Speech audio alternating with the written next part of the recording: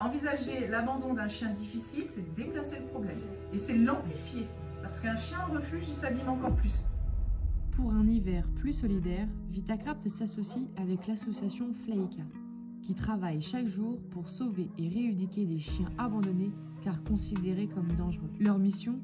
Proposer à ces chiens une adoption plus responsable et réfléchie. Un refuge mené par 3 passionnés, Claire, Florian et Marie-Laure, avec qui nous avons beaucoup échangé.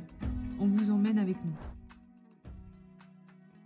L'idée, c'était surtout, par contre, de créer une association qui se différencie un petit peu des autres, parce qu'il y a énormément d'associations de protection animale en France. Là, c'était vraiment de se spécialiser, de s'orienter sur les chiens difficiles, pour être un petit peu un entonnoir, on va dire, pour dégrossir tous les chiens qui doivent arriver dans les refuges. C'était de pouvoir en récupérer quelques-uns, un peu comme l'association de la dernière chance, on va dire, pour mettre en place un protocole de travail sur ces chiens-là, voir s'il y a une évolution possible pour les réhabiliter, à devenir des bons chiens de famille.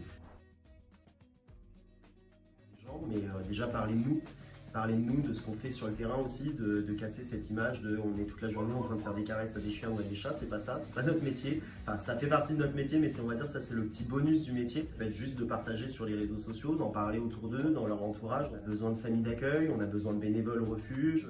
Bricoleurs, que ce soit pour des collectes, on a des personnes qui travaillent à distance.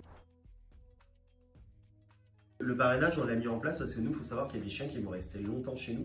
Et le fait qu'ils soient longtemps chez nous, ils ont des besoins. Donc c'est d'apporter un petit plus pour les prises en charge. Derrière, on envoie des nouvelles au parrain ou à la marraine de l'animal. C'est un bon échange et c'est un bon moyen d'aider une association, c'est de parrainer les animaux. Et comme on ne fait pas les choses à moitié chez Vitacraft, nous avons parrainé 3 de leurs loulous, Highlander, Indy et Sandra, que nous vous présentons dans nos prochaines vidéos.